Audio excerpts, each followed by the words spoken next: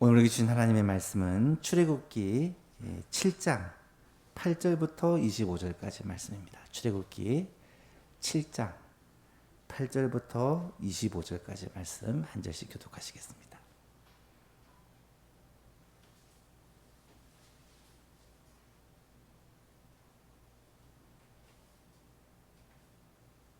출애굽기 7장 8절부터 25절까지 한 절씩 교독합니다.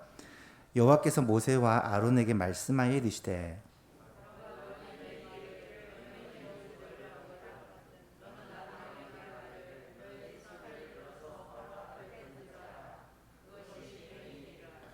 모세와 아론이 바로에게 가서 여호와께서 명령하신 대로 행하여 아론이 바로와 그의 신하 앞에 지팡이를 던지니 뱀이 된지라.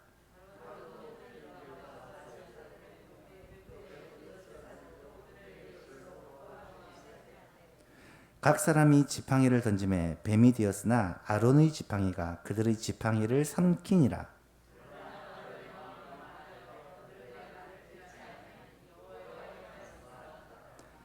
여호와께서 모세에게 이르시되 바로의 마음이 완강하여 내 백성 보내기를 거절하는도다.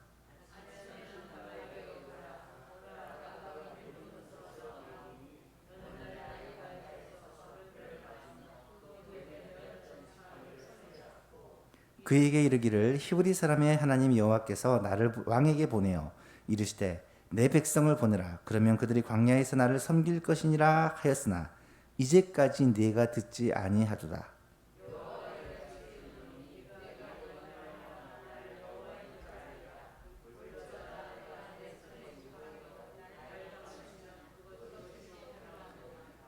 나일강의 고기가 죽고 그 물에서는 악취가 나리니 애굽 사람들이 그 강물 마시기를 싫어하리라 하라.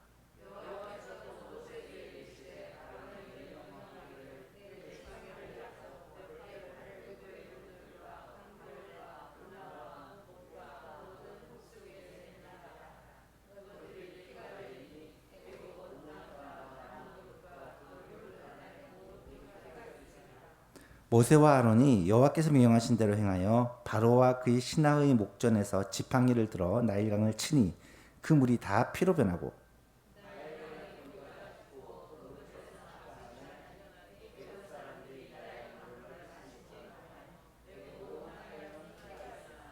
애굽 요술사들도 자기들의 요술로 그와 같이 행함으로 바로의 마음이 완악하여 그들의 말을 듣지 아니하니 여호와의 말씀과 같더라.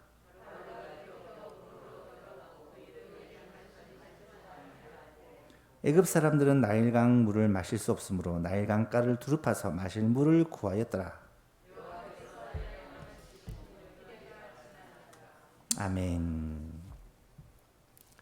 세상의 힘 대 하나님의 능력이라는 제목으로 말씀을 전하고자 합니다. 지난 시간에 우리는 우리가 하나님을 믿고 따라야 될 이유에 대해서 말씀을 살펴보았습니다. 하나님께서 명하신 대로 바로 앞에 나갔으나 모든 일이 순조롭게 진행되지 않고 오히려 바로가 완강하게 거부할 뿐만 아니라 이스라엘 백성들에게 더 많은 일을 더하여 학대를 합니다. 이로 말미암아 낙심한 모세가 하나님께 따지면서 기도했을 때 하나님께서 주신 말씀이 무엇입니까? 오직 구원을 베푸시는 분은 하나님뿐이시다. 그렇기 때문에 우리는 하나님만을 의지해야 된다는 것입니다. 이런 방법도 저런 방법도 구원의 길이 여러 길이 있는 게 아니라 하나님 외에는 예수 그리스도로 말미암아 구원을 받는 것 외에는 다른 길이 없다라는 것이죠. 또 한 가지 우리 하나님은 연약한 우리를 들어서 강하게 하셔서 사용하시는 분이다라는 것을 살펴보았습니다. 하나님께서 모세를 사용하시고 아론을 사용하시는데 이 모세와 아론이 다른 사람보다 뛰어났기 때문에 사용하셨다기보다는 하나님이 일방적으로 선택하시고 그렇게 쓰셨다라고 말할 수가 있죠. 특별히 모세와 아론은 레위 지파입니다. 레위 지파는 특별한 지파, 대단한 지파가 아니에요. 우리가 잘 알듯이 르우벤이 맞이고 유다가 영적인 장자라고 말할 수 있고, 또 요셉은 에브라임과 므낫세 두 개의 분깃을 받았을 정도로 장자로 인정된 그런 자손들입니다. 그런데 그런 자녀 말고 레위 자손 중에 하나님이 택하셔 사용하시고 있다라는 것이죠. 뿐만 아니라 하나님은 이스라엘 백성들을 향하여 하나님의 군대라고 부르십니다. 하나님의 군대. 이스라엘 백성들이 어떻게 보면 오합지졸이요. 이 애굽에 거하면서 처음에는 편안하게 잘 거하다가 나중에는 학대를 받아가지고 어떻게 보면은 이 애굽 땅 전체에서 말 그대로 노예와 같은 존재인데, 그들을 향하여 하나님은 말씀하시기를 하나님의 군대다라고 칭하고 있다는 거예요. 뿐만 아니라 하나님은 모세를 높이셔가지고 바로 왕 앞에서 신과 같은 존재로 만들어 주실 것이다 라고 약속하고 있습니다. 우리가 하나님을 의지해야 될 이유는 너무나도 분명합니다. 하나님 외에 의지할 분이 있다면 다른 것을 의지할 수 있겠죠. 하지만 우리에게 구원을 베풀 수 있는 분은 오직 하나님 뿐이시오. 하나님께서는 우리를 통하여 역사하시는데 연약한 우리를 강하게 하셔서 사용하신다라는 사실을 우리가 지난 시간에 살펴보았고요. 오늘은 지난 시간에 이어서 이제 두 번째로 모세와 아론이 왕 앞에 또 나아갑니다. 하나님께서 모세와 아론을 설득하셔서 실망하고 낙심하는 그들을 다시 왕 앞으로 나가게 하는데요. 이번에는 왕 앞에서 대결을 벌입니다. 모세가 이적을 보여주죠. 지팡이를 던져가지고 뱀이 되게 하는 이적을 보여주고, 그러자 바로도 그 나라의 요술사들을 불러가지고 똑같은 이적을 행해봐라 합니다. 그랬더니 그들도 이적을 행합니다. 그렇게 이 대결이 벌어지고, 그리고 왕 앞에서 물러난 후에, 거절당한 후에 이번에는 10가지 재앙 중에 첫 번째 재앙, 피재앙이 시작돼요. 피재앙이 시작되는데 이 재앙을 통해 또 대결을 합니다. 왕이 술객들한테, 애굽의 요술사들한테 너도 한번 해봐라. 그랬더니 정말 물을 피로 바꾸는 거예요. 그것을 보고는 마음을 굳게 하여 아예 백성들의 신음소리를 돌아보지도 않고 궁에 들어가 버렸다. 그렇게 기록을 합니다. 이 대결을 통해서 오늘 우리는 세상의 힘과 하나님의 능력, 이 세상의 힘은 바로와 그의 요술사들로 대변되는 이 악한 영들의 힘을 말하는 것이고, 하나님의 능력은 모세와 아론을 통해 하시는 하나님을 말씀하는, 이 대결 구도를 우리가 좀 보면서 오늘 우리의 삶에 세상과 악한 영이 지배하는 세상과 하나님께 붙들려 있는 우리가 어떻게 싸워야 되는지에 대해서 함께 생각해 보려고 합니다. 첫 번째로 기억해야 될 중요한 교훈은 하나님의 능력은 마귀를 능히 멸하신다라는 것입니다. 하나님의 능력은 마귀를 능히 멸하신다. 하나님께서는 이스라엘 백성들을 구원하시기에 앞서서 모세와 아론을 보내어 왕 앞에서 능력을 보여주십니다. 지팡이를 뱀이 되게 하니까 왕도 그 즉시 자신의 현인들과 마술사들을 불러가지고 똑같은 그런 이적을 보이게 합니다. 근데 여기서 눈에 띄는 점이 12절인데요. 12절에 보니까 각 사람이 지팡이를 던짐에 아론의 지팡이가 그들의 지팡이를 삼키니라. 아론이 던진 지팡이가 그 뱀이 되었는데 애굽의 그 마술사들이 던진 지팡이들을 삼켜버렸다라고 기록을 합니다. 원문으로 12절을 보니까 아론의 지팡이는 단수로 되어 있고 애굽 마술사들의 지팡이는 복수로 되어 있습니다. 그러면서 이 대결을 강조하고 있어요. 아론의 지팡이는 한 마리의 뱀인데 그 뱀이 애굽 마술사들이 다 저마다 던진 지팡이 뱀들을 다 삼켜버렸다는 말이에요. 한마디로 얘기하면 잽이 되지 않는다라는 것을 보여주신 것입니다. 사랑하는 성도 여러분, 마귀와 그 졸개들인 귀신들이 타락한 천사들입니다. 아시죠? 천사장 루시퍼가 하늘의 천사 3분의 1을 이끌고 반역을 합니다. 그래서 천사장 루시퍼는 마귀가 되어지고 데리고 나간 천사들은 귀신들이 되어지는 거예요. 그 악한 영들의 세계도 나름대로 힘이 있고 능력이 있습니다. 오늘날 마귀도 마찬가지예요. 마귀는 악한 권세가 있습니다. 요한계시록을 보시다 보면 이 마귀들이 말세 때에 활동하는 것을 기록한 내용이 종종 나타나는데 13장에 이렇게 기록을 해요. 큰 이적을 행하되 마귀가 하는 겁니다. 심지어 사람들 앞에서 불이 하늘로부터 땅에 내려오게 하고 마귀가 하는 거예요. 짐승 앞에 받은 바 이적을 행함으로 땅에 거하는 자들을 미혹하며 땅에 거하는 자들에게 이르기를 칼에 상하였다가 살아난 짐승을 위하여 우상을 만들라 하더라. 짐승이 칼에 거반 죽게 되었다가 다시 살아나거든요. 이것을 통하여서 우상을 만드는 거예요. 모든 사람들이 자신에게 경배하도록 만드는 것입니다. 15절에 보니까 그가 권세를 받아 그 짐승의 우상에게 생기를 주어 그 짐승의 우상으로 말하게 하고 또 짐승의 우상에게 경배하지 않는 자는 몇이든지 다 죽이게 하더라. 악한 영들의 권세와 힘을 보여주는 거예요. 물론 이것을 해석하는 방법들은 다양한 것들이 있겠지만 오늘날 여러 가지 그런 이단들 그리고 저는 그렇게 생각합니다.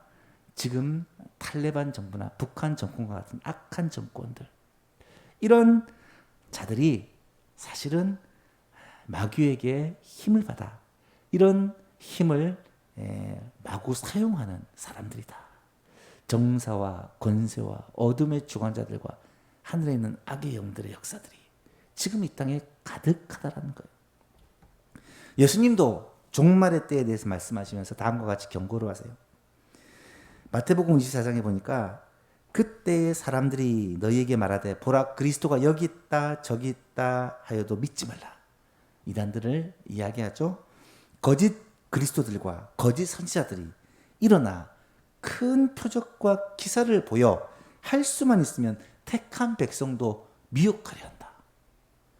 마지막 때요. 악한 자들이 마귀의 이 부하들이 기적을 보여주는 거예요. 엄청난 이적을 보여주면서 사람들을 미혹한다는 것입니다. 그런데요, 이 사탄의 힘은 굉장한 것 같지만 사실은 한계가 있습니다. 사탄을 땅에 공중의 권세를 잡은 자라고 표현하지만 사탄이 할 수 있는 게 있고 할 수 없는 게 있어요. 우리가 성경을 보시면 욥한테 사탄이 테스트를 하는데 하나부터 열까지 하나님께 다 허락받고 하는 것 보셨죠? 사탄은 마음대로 그렇게 자기 마음대로 모든 것을 할 수 있는 존재가 아닙니다. 분명 사자는 사자지만 이빨 빠진 사자라 말할 수 있고요. 어떤 신학자는 사탄을 가리켜 모방과 위장술만 있을 뿐 창조적인 능력은 없다. 이 말은 위협하고 미혹할 수는 있어도 직접 하나님의 백성들을 해할 수는 없다는 말입니다.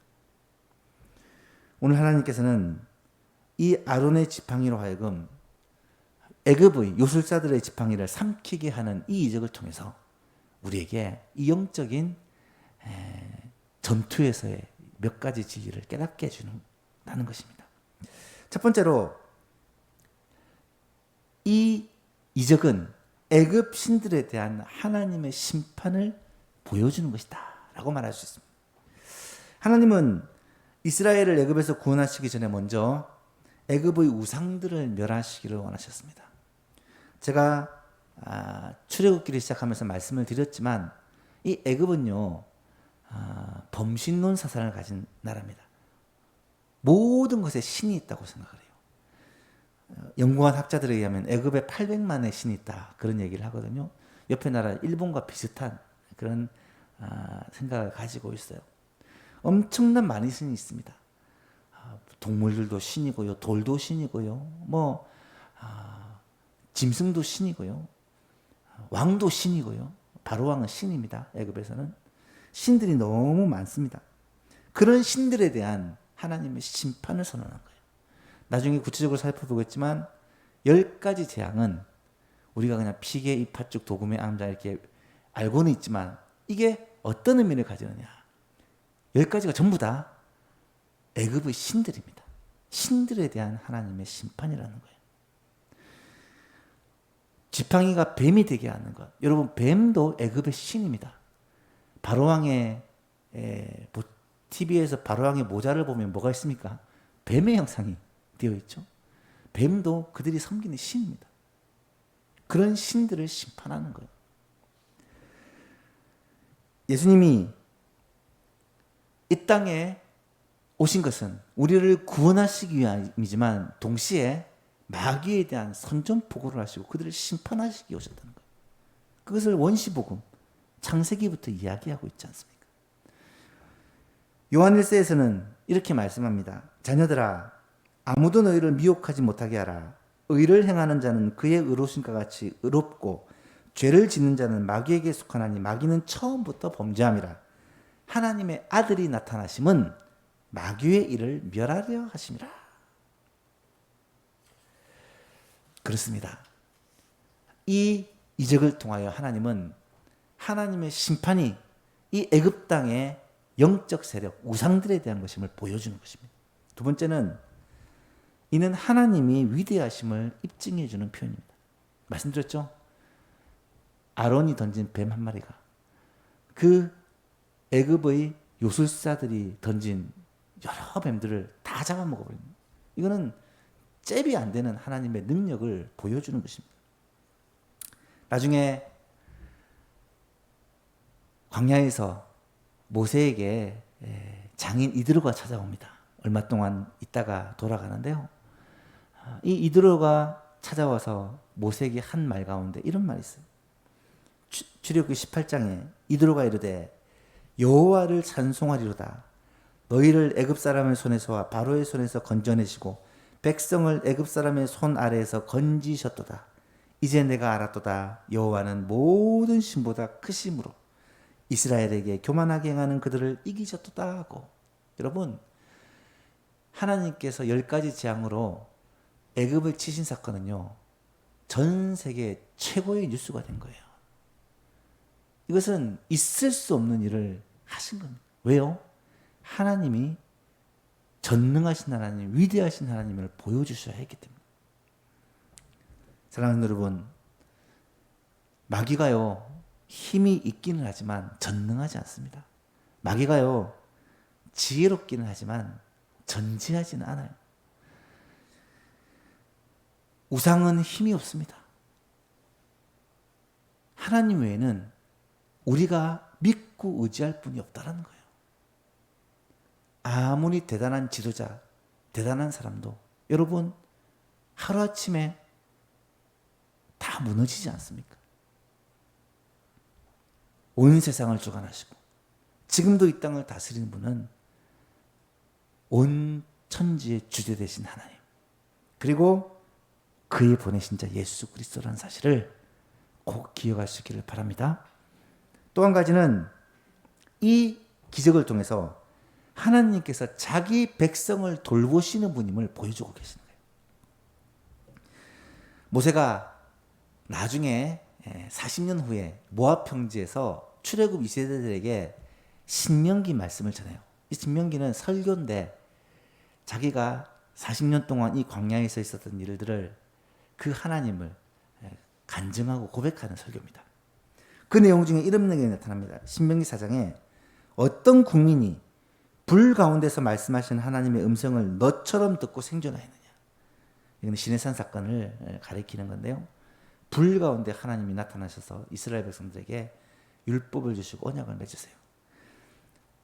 어떤 신이 와서 시험과 이적과 기사와 전쟁과 강한 손과 편팔과 크게 두려운 일로 한 민족을 다른 민족에게서 인도하여 낸 일이 있느냐?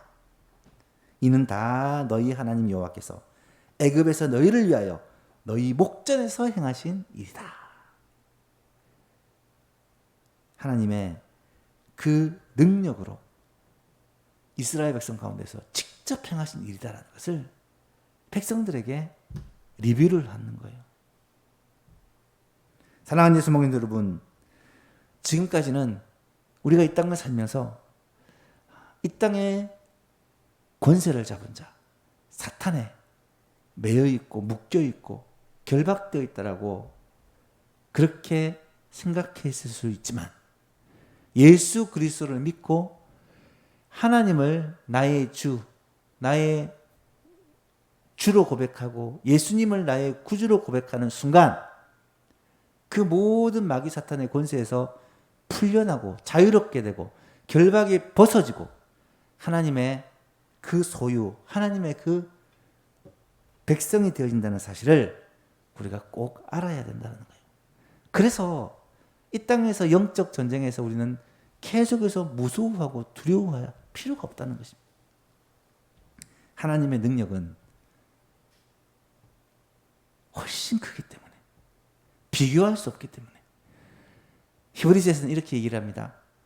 자녀들은 혈과 육에 속하였음에 그도 또한 예수님을 말합니다. 그도 또한 같은 모양으로 혈과 육을 함께 지니심은 죽음을 통하여 죽음의 세력을 잡은 자 마귀를 멸하시며 또 죽기를 무서워함으로 한평생 매여 종노릇하고 있는 자들을 다 풀어주려 하심이 놓아주려 하심이니 이는 확실히 천사들을 붙들어 주려 하심이 아니요 오직 아브라함의 자손을 하나님의 백성들을 붙들어 주려 하심이라.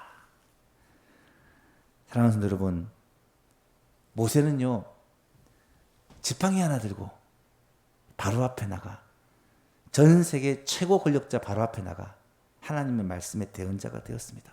그리고 그 앞에서 이적을 행함으로 하나님의 능력을 보여주었습니다.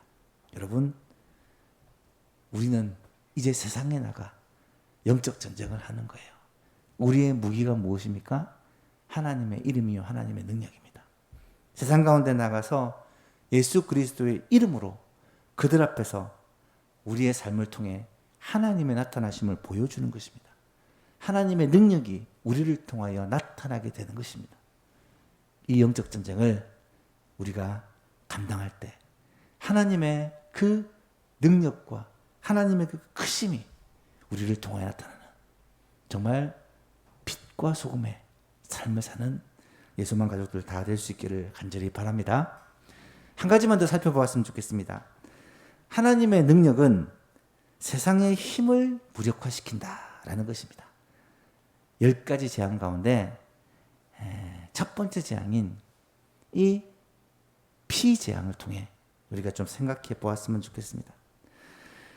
하나님은 바로왕과의 대결에서 이 바로와 그의 나라 애굽을 치시려고 하나님께서 첫 번째 재앙을 행하여 주십니다. 그 재앙이 뭐냐?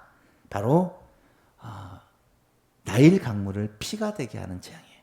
오늘 보면 15절에 보니까 아침에 너는 바로에게로 가라. 보라 그가 물 있는 곳에 나오리니. 여러분 아침에 왜 바로가 물 있는 곳에 나오는 줄 아십니까? 이 바로가 늘 하는 매일 행사가 있습니다. 그게 뭐냐면 아침에 나일강에 가서 나일강의 신과 물고기 신에게 경배를 하는 거예요. 이 참 신기하죠. 이 봄신농국과 다신농국과에서는 이런 일들이 벌어집니다. 왕이 나라를 위해서 일어나자마자 나일강에 가서 그렇게 예배를 드리는데 왜냐하면 이 나일강이 그들에게는 신이기 때문에. 그때 너는 나일강가에 서서 그를 맞으며 바로에게 그 뱀 되었던 지팡이를 손에 잡고 바로에게 말하기를 히브리 사람의 하나님 여호와께서 나를 왕에게 보내 이르시되 내 백성을 보내라. 그러면 그들이 광야에서 나를 섬길 것이라 하였으나 이제까지 내가 듣지 아니한다. 여호와가 이같이 이르노니 내가 이 일로 말미암아 나는 여호와인 줄 알리라. 무슨 일요? 볼지어다 내가 손의 지팡이로 나일강을 치면 그것이 피로 변하고 나일강의 고기가 죽고 그 물에서는 악취가 나리니 백성들이 그 강 물 마시기를 싫어하게 될 것이다. 그렇게 왕의 귀에 똑똑히 들려줍니다. 여러분, 아침에 우상에게 예배하기 위해서 나온 그 왕 앞에서 나일강을 저주하고 심판하신 하나님의 심판을 직접 보여주는 거예요. 지팡이를 나일강으로 치니까 나일강의 물이 피로 바뀌어. 나일강, 그들이 숭상하고 그들이 신성하게 여기는 그 강을 하나님의 심판으로 치는 것입니다. 그러니까 어떤 일이 벌어집니까? 물고기 떼가 다 죽어버리고 물이 썩어서 악취가 나고 백성들이 강물을 마시지 못하니까 물을 찾기 위해서 두릅하며 지하수를 찾고 있는 모습 보시지 않습니까? 사랑하는 성도 여러분, 물이 피가 되는 것은 분명한 하나님의 심판입니다. 요한계시록에 보면 하나님께서 이 땅에 내리시는 재앙 가운데 하나가 강물과 바닷물이 오염이 될 것이라는 내용입니다. 피처럼 붉게 물들게 된다고 요한계시록은 말하고 있습니다. 실제로 이 물에 대한 심판은 이 지구 안에 장차 일어나게 될 심판이기도 합니다. 아시죠? 지금 물 부족이 전 세계의 재앙 가운데 아주 심각한 재앙이라는 것. 물 때문에 얼마나 많은 어려움들이 생기게 될지를 우리는 알 수가 있습니다. 그렇다면 이 첫 번째 재앙, 물이 피가 되는 이 재앙을 통해 우리에게 주시는 메시지가 뭐냐? 두 가지만 살펴보았으면 좋겠는데요. 첫 번째는 이것은 하나님의 백성들을 괴롭힌 애굽에 대한, 세상에 대한 하나님의 심판이라는 것이에요. 하나님의 백성들을 박해하고 핍박하는 세상을 하나님은 심판하신다는 것입니다. 10가지 재앙 중에 첫 번째가 피재앙인데요. 10가지 재앙 중에 마지막 재앙이 무엇인지 혹시 아십니까? 장자의 죽음 재앙이죠. 애굽에 있는 모든 첫 번째 난 것을 다 하나님께서 치시는 재앙이에요. 그것도 장자가 피를 흘려 죽게 되는 재앙입니다. 그래서 그걸 막기 위해 어린 양의 피를 갖다 바르잖아요. 여러분, 처음과 마지막 재앙이 피를 흘리는 재앙인데 이것은 주일에도 제가 설명했듯이 수미상관법이라서 어떤 전체에 흐르는 주제라는 의미를 가집니다. 하나님의 심판이 애굽을 친다라는 것이 10가지 재앙이라는 거예요. 하나님의 심판이 애굽을 향하여 지금 쏟아지고 있다는 것입니다. 하나님께서는 애굽과 바로를 왜 심판하시겠습니까? 애굽 왕 바로와 애굽의 백성들이 이스라엘 백성들을 지금까지 괴롭게 했기 때문입니다. 하나님의 백성을 지금까지 학대하고 그들을 박해했기 때문입니다. 특히 이 나일강은 어떤 강입니까? 바로가 온 나라에 명을 내어 히브리인들은 아들을 낳으면 전부 다 이 나일강에 던져 죽게 하라고 명령을 내린 그 강입니다. 그 통곡 소리와 기도 소리를 하나님은 들으셨고 하나님은 이 강을 피로 만들므로 말미암아 하나님의 심판을 내리시고 있는 것입니다. 요한계시록에는 장차 이 세상에 대하여도 피의 심판이 있을 것을 예언하고 있습니다. 요한계시록에 하나님의 심판이 7 인의 심판, 7 나팔의 심판, 그리고 7 재앙의 심판이 나타나는데 7 대접의 심판이 나타나는데 이 7 대접 심판은 세상을 향한 하나님의 진노의 심판이에요. 그 중에 세 번째가 뭐냐면 계시록 16장에 이렇게 나타납니다. 셋째 천사가 그 대접을 강과 물 근원에 쏟음에 피가 되더라. 내가 들으니 물을 차지한 천사가 이르되 전에도 계셨고 지금도 계신 거룩하시니여 이렇게 심판하시니 의로우시도다. 그들이 성도들과 선지자들의 피를 흘렸으므로 그들에게 피를 마시게 한 것이 합당하니다 하더라. 그들이 하나님의 백성을 그렇게 학대했고 괴롭혔고 죽였기 때문에 하나님은 세상을 향하여 이렇게 진노의 심판을 쏟아붓는다는 것입니다. 하나님의 자녀들, 하나님의 백성들, 하나님의 교회를 힘들게 하고 괴롭게 하는 세상은 하나님께서 가만 놔두지 않는다라는 것이 성경의 일관된 약속이라는 것이에요. 두 번째로 이 나일강에 대한 심판에 통해 우리가 얻게 되는 교훈은 무엇입니까? 그 심판 가운데 하나님의 백성은 어린 양의 보혈로 말미암아 구원을 받게 된다는 것을 상징하는 거예요. 하나님의 진노의 심판이 애굽과 바로를 치는 가운데 하나님의 백성들에게는 하나님의 은혜가 부어진다는 것입니다. 모세가 첫 번째 이적으로 물이 피가 되는, 나일강이 피가 되는 이 이적을 행했는데 10번째 이적은 나중에 살펴보겠지만 아시죠? 유월절 사건. 어린 양의 피를, 어린 양을 잡아서 구워 먹고 그 피를 문의 좌우 임방과 설주에 바른 그 집은 하나님의 장자 죽음의 심판을 내리실 때 넘어간다. 패스 오버란다 해서 유월절이라고 부르죠. 하나님의 말씀대로 어린 양을 잡아서 그 피를 바른 집은 이 심판이 넘어가고, 이거는 유대인이든 애굽 사람이든 할 것 없이, 만약에 어린 양의 피가 발려있지 않은 곳은 모두 장자가 죽임을 당하는 하나님의 심판이 내려졌다는 사실입니다. 이 월절은 무엇을 상징하는 거겠습니까? 어린 양 대신 예수 그리스도께서 우리를 위하여 대신 죽으심으로 그 피로 말미암아 우리의 죄가 용서함을 받고 심판이 우리를 넘어간다라는 것을 상징한다는 것을 여러분 아실 것입니다. 요한복음 1장 29절에 세례 요한이 예수님을 보고는 뭐라고 얘기합니까? 이튿날 요한이 예수께서 자기에게 나오심을 보고 이르되 보라, 세상 죄를 지고 가는 하나님의 어린 양이로다. 유월절 어린 양 혹은 광야에서 아사셀 어린 양을 의미하는 말입니다.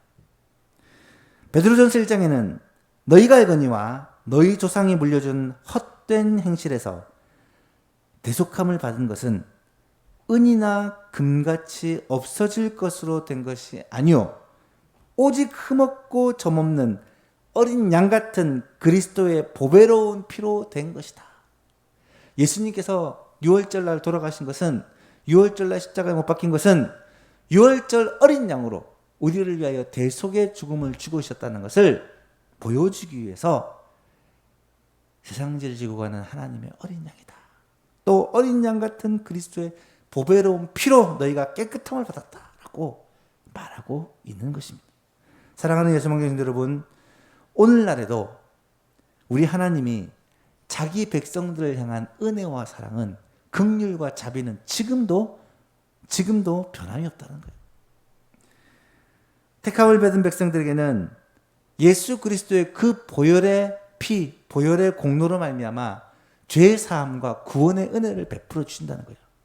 세상에 대하여는, 자기 백성들을 학대하고 괴롭히는 세상에 대하여는 하나님의 진노가 피의 심판으로 그렇게 쏟아지지만 하나님의 백성들, 택함을 받은 우리들은 어린 양 예수 그리스도의 그 보혈의 공로로 말미암아 하나님의 은혜를 입게 되고 심판을 면할 뿐 아니라 우리를 위하여 예비해 놓으신 하나님의 영원한 상급이 있다는 것. 이것이 우리들에게 있어서 최고의 소망이요 복음이라는 거예요. 구약의 사건들은 바로 이런 신약에 나타나는 복음을 상징적으로 보여주는 그런 사건들이라는 것입니다. 사랑하는 예수만교회 성도 여러분, 이 첫 번째 재앙, 나일강의 물이 피로 바뀌는 이 재앙을 통해서 우리는 세상을 향한 하나님의 심판과 그 가운데 성도를 향한 하나님의 은혜와 그 구원을 볼 수 있어야 한다는 거예요. 그것은 오늘 우리의 삶 가운데 지금도 일어나고 있는 사실이라는 거예요. 사랑하는 예수망경 여러분, 이 재앙이 단순히 역사적인 사건으로 끝나는 것이 아니라 오늘 지금 우리 가운데 이루어지는 삶에 대한 하나님의 상징이요 예표라는 것을 기억하시고 그 하나님을 우리 하나님으로 삼고 살아가는 것이 얼마나 복된 것인지 깨닫는 예수만 가족들 다 될 수 있기를 바랍니다. 말씀을 맺습니다. 사랑하는 여러분, 오늘 우리가 살고 있는 이 세상은요, 아까도 말씀드렸듯이 마귀가 주인 행세를 하며 지배하고 있는 그런 세상입니다. 정치를 보고 경제를 보고 사회를 보고 교육을 보고 과학을 보고 의학을 보고 모든 분야를 살펴보아도 세상은 점점 하나님의 뜻과 다른 방향으로 가고 있는 것 같아요. 사람들의 욕심과 악한 본성들이 자꾸 세상을 그렇게 만들어가고 있습니다. 특히 문화적인 영역에서는 더한 것 같아요. 음악이나 영화나 문학이나 스포츠까지. 여러분, 점점 하나님이 기뻐하시는 모습과는 멀리 떨어져 가고 있는 느낌입니다. 마귀가 지배하고 사람들을 혼란하게 만들며 심지어 믿는 자까지 미혹하려는 것이 사단의 하는 일이라는 것입니다. 그러나 우리는 이 영적 싸움을 능히 이길 수가 있는 이유가 있습니다. 오늘 이 사건을 기억하십시오. 모세가 하나님의 명을 받아 바로 앞에 섰을 때, 세상 권력의 최고봉인 바로 앞에 섰을 때, 이 지팡이를 던져 뱀이 되게 하는, 그리고 그 뱀이 애굽의 요술사들이 만든 뱀을 다 집어 삼켜버리는 그 모습을 통해 하나님의 위대하심과 그리고 하나님의 심판을 우리가 볼 수 있어야 되고, 나아가서 애굽 사람들이 신성시하고 신으로 섬기는 그 나일 강물이 전부 다 피로 바뀌는 이 재앙을 통하여 하나님의 진노가 이스라엘 자손들을 괴롭히고 그들을 학대했던 애굽과 바로에게 쏟아진다는 것을 우리는 보고, 그 가운데 하나님의 백성, 자기 백성을 돌보시고 구원의 은혜를 베풀어 주시는 그 하나님을 볼 수가 있어야 한다는 거예요. 이것은요, 구약 전체에 나타나는 복음 메시지예요. 구약 전체. 우리가 앞에서도 얘기했지만 원시복음, 아담과 하와가 하나님께 범죄한 직후에 하나님은 구원자 예수 그리스도를 통한 구원을 미리 예언해 주셨고, 가죽옷을 지어 입히심으로 이것을 보여주셨고, 아벨과 가인의 제사 중에 아벨의 제사, 피의 제사를 받으심으로 이것을 보여주셨고, 뿐만 아니라 아브라함을 부르시고 선택하신 사건을 통해 아들 이삭을 제물로 드리는 사건을 통해 이것을 보여주셨고, 오늘은 10가지 재앙, 이 재앙을 통해 하나님의 심판과 진노가 세상을 향해 어떻게 쏟아지고 그 가운데 하나님의 은혜가 어떻게 나타나는지를 우리에게 보여주시고 있는 거예요. 구약에 있는 모든 스토리와 사건들이 사실은 복음을 입체적으로 보여주기 위한 도구라는 사실을 우리는 성경을 읽으면서 깨닫게 된다는 사실입니다. 이것을 깨닫는다면 남은 한 주를 살아가는 동안에도 우리가 예수 그리스도의 보혈, 지금도 나를 사랑하사 나를 위하여 내 안에서 역사하고 계시는 그 주님을 의지하면서 그 주님을 나의 주로 삼고 나의 구주로 삼고 그렇게 살아간다면 능히 세상을 이기며 마귀의 모든 세력 가운데 승리하며 미혹과 흔드는 것들을 우리가 능히 이겨낼 수 있을 줄로 믿습니다. 바라기는 오늘 9월 1일입니다. 9월달이 되었고 이제 본격적인 가을이 시작되었습니다. 지난 여름 동안, 긴 여름 동안 초반에는 그렇게 무더웠고 마지막에는 그렇게 비가 많이 왔는데 뭐 이런저런 핑계로, 거기다가 코로나라는 이 재앙으로 너무 힘들었던 이런 여름 이제는 좀 벗어버리고, 이런저런 핑계로 하나님 앞에 우리 신앙생활이 많이 움츠러졌다면 이제 이 가을 새로운 한 달을 시작하면서 열정을 가지고 주님이 기뻐하시는 신앙생활을 하는 예수망 모든 가족들이 되었으면 좋겠고요. 여러분 이렇게 수요기대 나와 이렇게 9월을 시작했으니까 이번 한 달이 하나님의 인도하심을 따라 하나님의 구원의 은혜를 체험하며 오늘 주신 말씀 따라 영적 전투에서 능히 승리하며 이기며 한 달을 살아가는 예수만 가족들 다 될 수 있기를 주님의 이름으로 축복합니다.